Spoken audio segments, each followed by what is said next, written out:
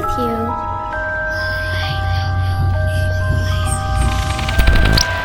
You're not afraid of the dark, are you?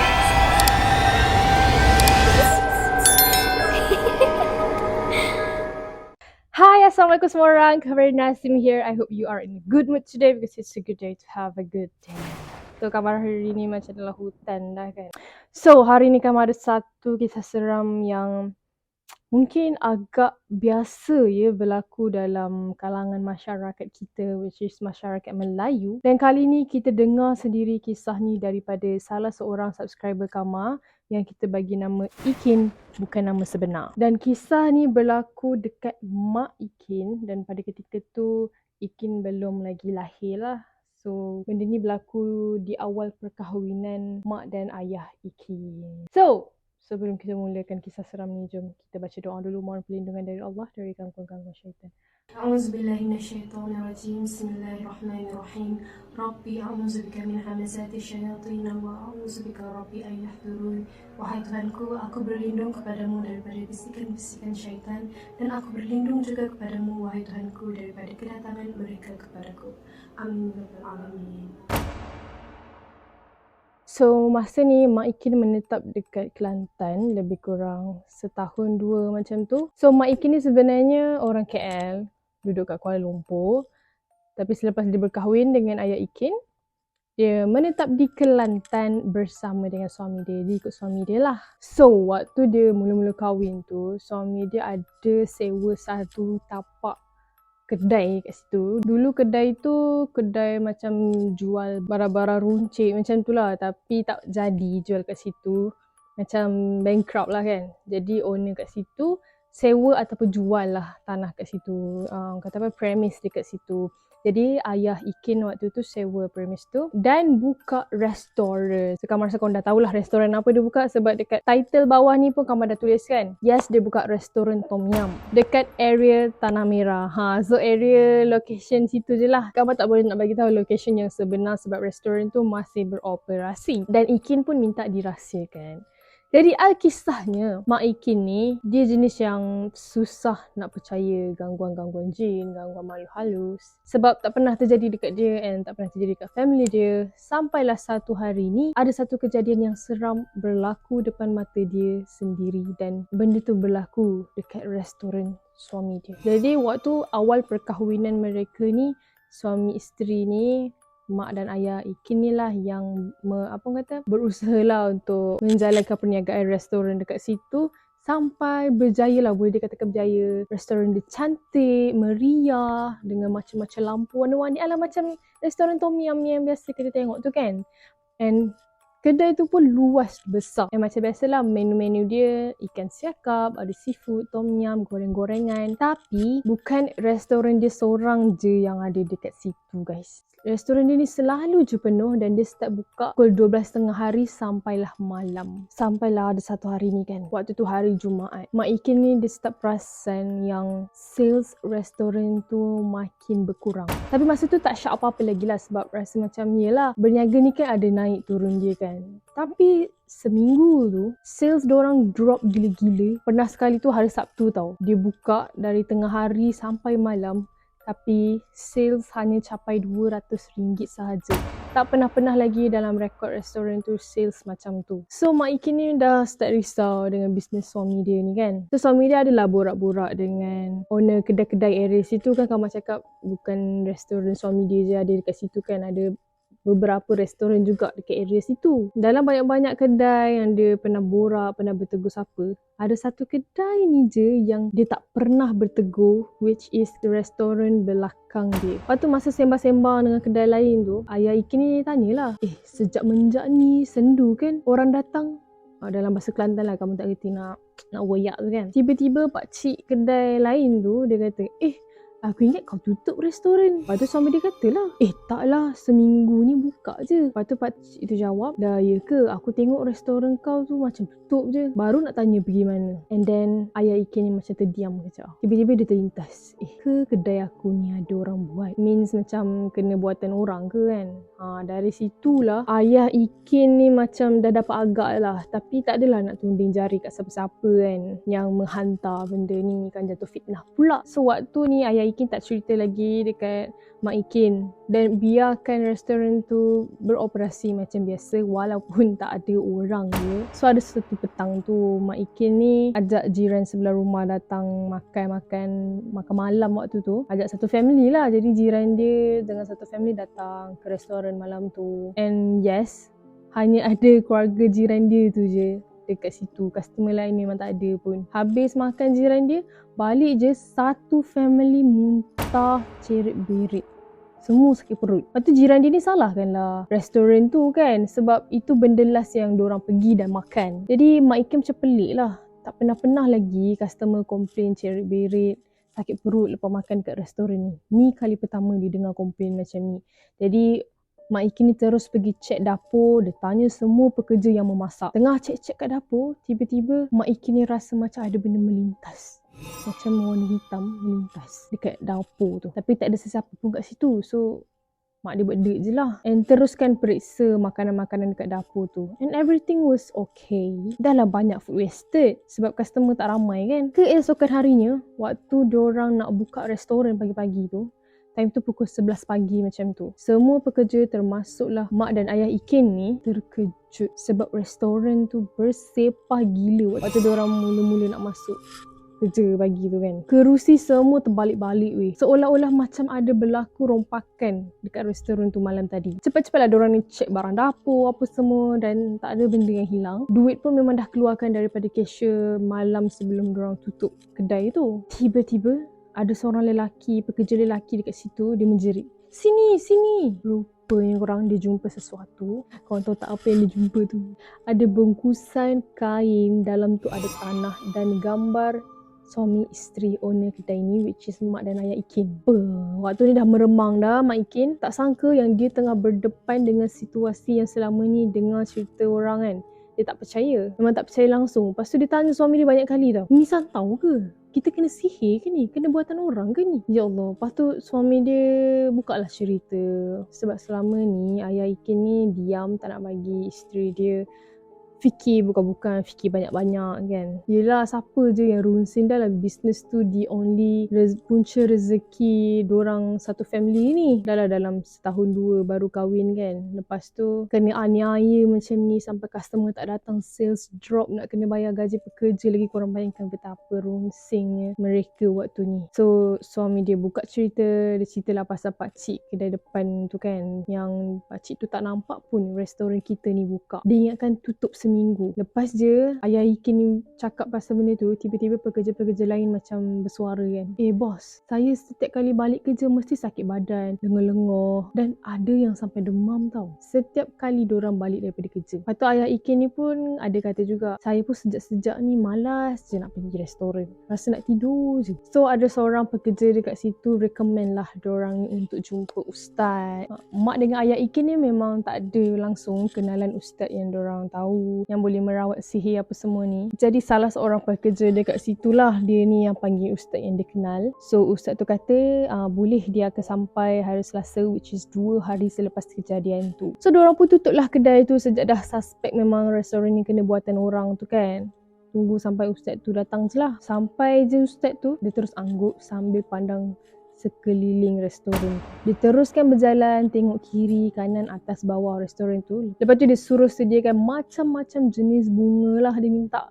Limau purut, telur. Kemudian dia start macam menghalau jin dekat situ dengan gaya-gaya dia. Habis je sesi tu, dia kata dah boleh buka dah restoran ni. Dan dia minta bayaran 800 ringgit Malaysia. Terkejut lah diorang ni. Dia tengok-tengok je kot ustaz tu kan, tengok-tengok. Lepas tu bahan-bahan pun diorang sendiri yang sediakan. Waktu ustaz tu buat sesi tu kan, azan pun tak dengar daripada mulut ustaz tu. Tahu-tahu je dah settle, lepas tu kena bayar terus. So diorang pun terpaksalah bayarkan benda dah panggil. Dalam time tu pun tengah sengkit masing-masing. Tak ada duit. Lepas tu ustaz tu bagi tahu jugalah beberapa pantang larang, antaranya tak boleh keluar waktu maghrib selama 7 hari, tak boleh mandi 3 hari dan adalah beberapa lagi. Lepas tu mak dan ayah Ikin ni tanyalah pekerja diorang tu kan, betul ke ni ustaz ke bomoh? And then pekerja tu diam je. Selepas seminggu berlalu, keadaan still sama. Dulu adalah juga seketul-ketul customer tu kan, tapi ni tak ada langsung dah. Sampai kan bukan restoran tu sahaja orang tak nampak, dengan orang-orang dalam restoran tu pun tidak kelihatan. Ramailah dengar kenalan-kenalan rapat ni kan, orang tegur, lama tak nampak, bisnes macam mana, lama tak buka restoran. Sampai kan ada yang dah siap parking depan restoran tu, kemudian patah balik sebab diorang ingatkan tutup. Diorang kata diorang nampak semua kerusi tu terbalik macam restoran yang tengah buat closing, faham tak? Yang dah buat closing, dah tutup tu semua kan. Lepas tu restoran tu gelap, suasana suram. So suami isteri ni dah buntu. Mak Ikin waktu tu keep promote diorang punya restoran tu dekat Facebook tau. Hari-hari promote. Sampai ada satu hari ni dia duduk sembang lah dengan kawan dia kan. Dia cerita lah pasal restoran dia. Tiba-tiba kawan dia terlintas tau. Aku pelik juga sejak menjak ni. Kadang-kadang aku tengok posting restoran kau kat Facebook tu. Aku rasa macam tak tertarik. Aku scroll ke bawah terus setiap kali nampak posting restoran Tom Yum tu. And aku rasa aku memang yakin ada benda ni. Pergilah cek dengan ustaz. Sejak tu ada kejadian yang berlaku dalam rumah Mak Ikin ni pula. Tak pernah-pernah lagi.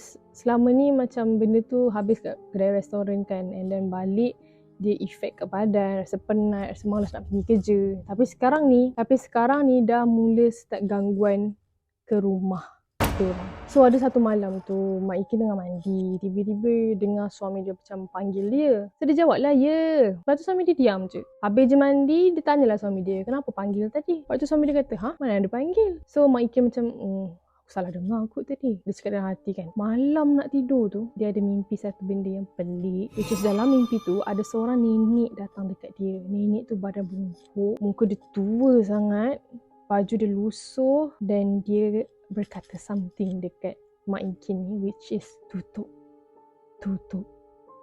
Kemudian datang banyak sangat ular macam tengah kejar dia. Mak Ikin ni dalam mimpi tu lari sampai dia terjaga, tercungap-cungap, jantung dia masih berdetak, berdenyut, berdegup laju. Waktu dia dah terjaga tu dia masih terngiang lagi muka nenek tu tau. Dia fikirlah, apa yang tutup kan? Esoknya dia datang kedai, tengok-tengok ada tulisan besar macam guna arang ke something lah, sebab dia macam warna hitam kapur tapi warna hitam macam tu. Dia tulis tutup besar-besar dekat dinding restoran tu. Tu ni Mak Ikin dah takut dah. Dia teringat mimpi dia malam tadi kan. Sejak tu lah makin menjadi-jadi gangguan suami isteri ni. Suami Mak Ikin ni asyik ulang-alik pergi klinik sebab sakit. Tapi bila check kat doktor kata tak ada apa-apa, semua okey je. Padahal setiap malam dia batuk sampai berdarah, sampai luka. Kadang tu demam teruk, sekejap rasa sejuk, sekejap rasa panas. Sampai kan suami dia ni memang tak larat dah nak kerja, nak pergi restoran tu. Dan ada lagi satu kejadian ni, waktu tu malam. Masa tu Mak Ikin rasa penat sangat-sangat badan dia. And then dia baring lah dekat atas sofa. Dia tengok phone, dia scroll tengah cari ustaz yang boleh tolong dekat dalam media sosial ke internet lah. Suami dia pula waktu tu tengah rehat dalam bilik. Tiba-tiba Mak Ikin ternampak, macam dia duduk atas sofa kan, dia ternampak macam ada sosok baju putih tau. Dia pandanglah baju putih tu. Mak Ikin pandang atas, tiba-tiba nampak rambut ke bawah panjang dekat langsir sebelah TV kat ruang tamu tu. Wow, aku goosebump. So tu pertama kali Mak Ikin nampak benda tu menjelma seumur hidup dia. And masa dia ternampak benda tu, badan dia terus terkunci. Langsung tak sempat nak menjerit, terkejut ke, minta tolong ke, tak boleh. Tahu-tahu je pop, dia tak sedarkan diri dah. Rupa-rupanya waktu Mak Ikin ni tak sedarkan diri, Mak Ikin kena rasuk. So ini adalah cerita daripada suami dia. Jadi ayah Ikin dengar daripada bilik kan, dengar isteri dia menjerit-jerit macam orang kena histeria. Lepas tu peganglah tangan kuat-kuat. Sebab dia macam meronta-ronta. Benda dalam badan isteri dia tu jerit dekat ayah Ikin. Kau tutup kedai tu. Sibuk nak menjaga kat situ. Kau ingat kau boleh hapuskan aku? Lepas tu dia gelak macam nilai. Mungkin benda tu macam tercabar. Sebab dia tahu yang Mak Ikin ni tengah cari ustaz. Dia takut lah tu. Sebab dia kata tak payah susah-susah cari orang. Tak ada siapa boleh musnahkan aku. Dia kata macam tu. Time ni ayah Ikin macam dah agak lah. Ni mesti orang yang hantar dekat kedai tu. Lepas tu suami dia pun cakap balik kan. Kau ke yang buat aku sakit ni? So benda tu diam je. Lepas tu ayah Ikin tanya lagi. Siapa yang hantar kau ni? And then benda tu jawab.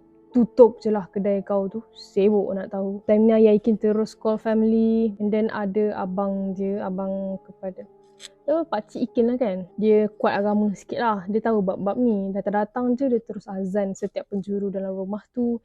And cuba untuk keluarkan jin ni. Lepas dah baca-baca dia adalah buat macam isyarat tangan keluarkan jin tu kan. Sebab abang dia ni pernah ada pengalaman. Tapi untuk sihir, santau apa semua ni abang dia kata tak cukup power. Abang dia tak cukup ilmu lagi untuk tolong kan. Tapi abang pakcik Ikin ni ada seorang kenalan yang memang rapat lah dengan seorang ustaz ni. Lepas borak-borak cerita pasal benda ni, ustaz tu kata dia boleh tolong. Alhamdulillah guys. So lepas dah cerita satu persatu kejadian ni dekat ustaz tu datang, dia panggil jin tu tau. Masuk dalam badan salah seorang kawan ustaz tu. Ustaz tu datang berdua.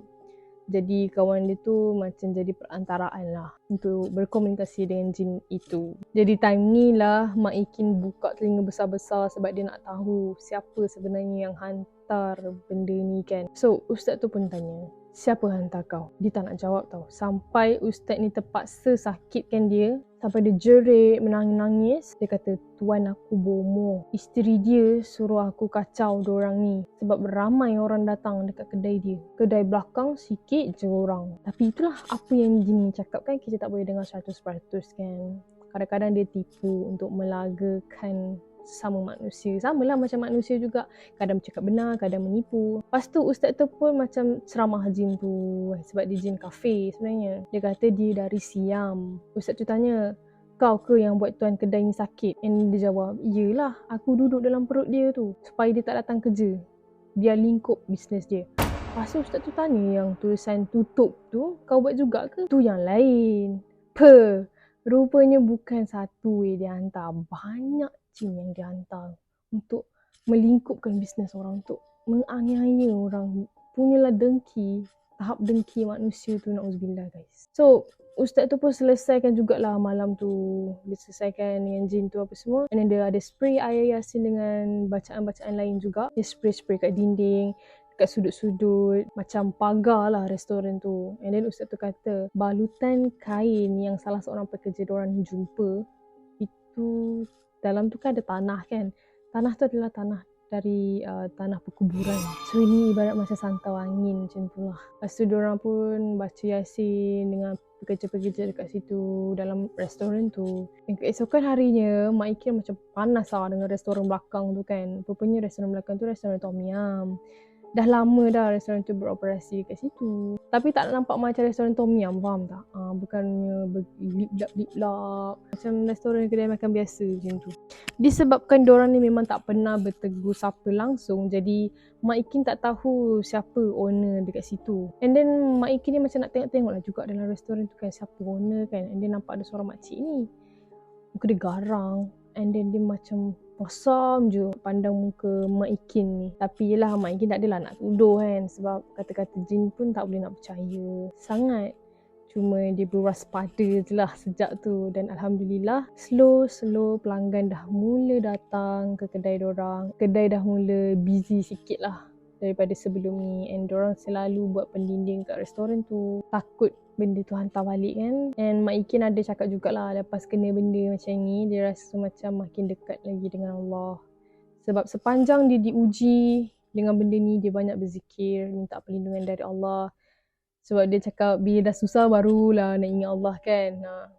Dia kata macam ada hikmah lah. So apa-apa yang berlaku kat dunia ni, kita kena sentiasa ingatkan diri kita untuk sentiasa mendekatkan diri dengan Allah.